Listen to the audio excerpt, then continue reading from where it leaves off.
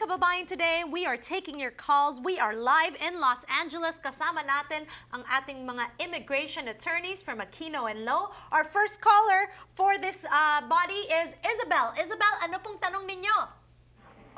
Gusto ko lang malaman kasi pinalit ko ng petition yung anak ko, namatay nung June 6. Ano ang dapat kong gawin? You petitioned your child who has passed away? Oo. Hindi. Pinalit ko yung paper niya ng 2007. And then, she died 2 months ago, like June 6.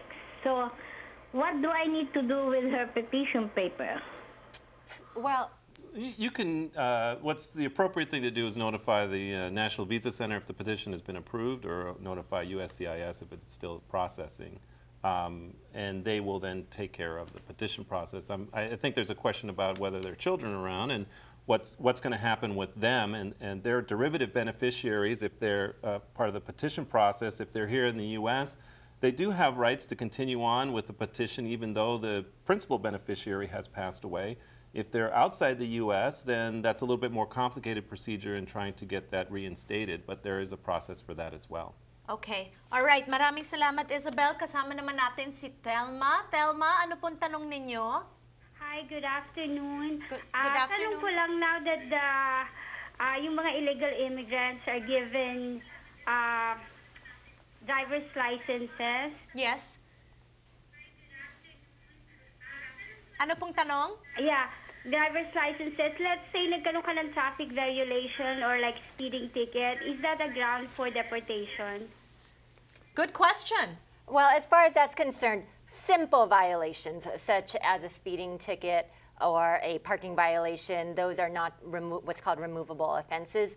Certainly more serious violations, especially things like a DUI or driving under the influence, or vehicular manslaughter, for example, those certainly can amount to removable offenses. So be careful. Simple things, not a problem.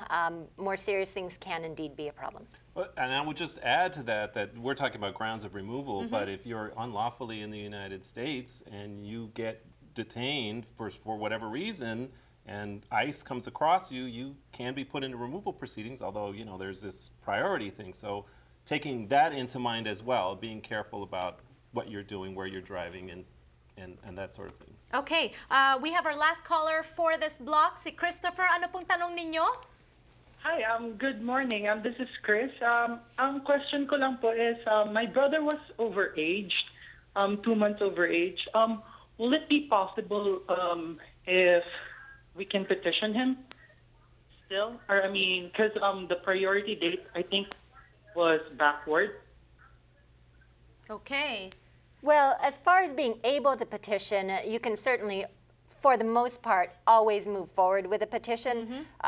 What will be affected is which category your brother will be placed in, whether he will remain in a faster, such as an F2A category, or whether he'll be in a slower F2B or F1 category. But that's important why you should move forward right away. If he is going to be put on a waiting list, you naturally want to put him on the waiting list as soon as possible. And he used the words age out, so I don't know if by chance maybe there was a prior petition that he may have been included in. And so you might want to take a look and see if there was a prior petition, if there was any way to still keep him in the category for being underage under the Child Status Protection Act. There is a 1-year rule in order for a person to acquire a visa under the Child Status Protection Act, so they should probably go ahead and seek some type of counsel sooner than later. All right, so napaka-importante po that you get the proper advice. Of course, an attorney can help you with that. We are with our attorneys, Aquino and Lo. They're giving advice to you. So give us a call. We'll be right back after this break, 1-800-553-5724.